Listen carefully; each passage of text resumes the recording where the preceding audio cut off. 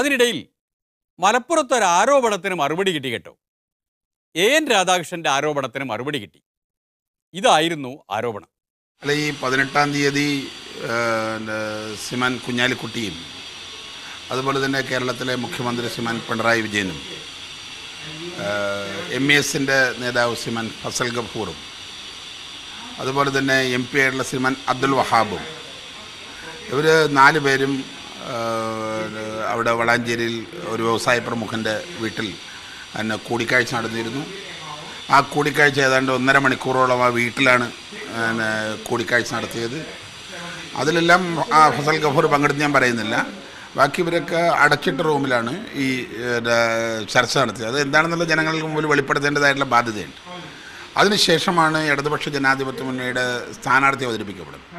അപ്പോൾ ആ സ്ഥാനാർത്ഥി 100% ദുർബലനായ ഒരു സ്ഥാനാർത്ഥി അതിനുശേഷം അവതരിപ്പിക്കപ്പെടുന്നു. അതിനു മുമ്പ് ചർച്ചകൾ നടക്കുന്നു. അതിനു മുമ്പ് എന്ത് ചർച്ചയാണ് ഇവർ ചെയ്തിട്ടുള്ളത്?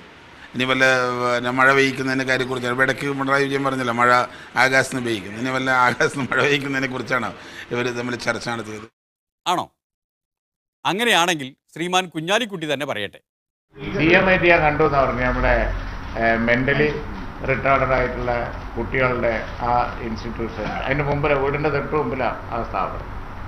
ഞാൻ അന്ന് കണ്ടിട്ടേ ഇല്ല. CPMൻ്റെ മുഴുവൻ ജില്ലാ നേതാക്കന്മാരും അവിടെ ഉണ്ടായി. ഞാൻ അകത്തേക്ക് കയറിയിട്ടേ ഇല്ല. എന്തൊക്കെ ചർച്ചയാണ് ഇവിടെ നടന്നത്? അതൊക്കെ വെറും ബാലിസാണ്. ഞാൻ അങ്ങോട്ട് കയറിയിട്ടേ ഇല്ല. 1.5 മണിക്കൂർ അടച്ചിട്ട റൂമിൽ നടന്ന് ചർച്ച നടത്തിയിട്ടുണ്ട്. വേണമെങ്കിൽ കയറായിരുന്നു. എൻ്റെ റിലേഷൻ റഷീദ് എൻ്റെ മദറിൻ്റെ അനിയത്തിയുടെ മോളെ കല്യാണം ചെയ്താണ്, എൻ്റെ റിലേഷനാണ്. പക്ഷേ കൈരളി ഡയറക്ടറാണ് ഞാൻ. പക്ഷെ അത് കയറിയില്ല.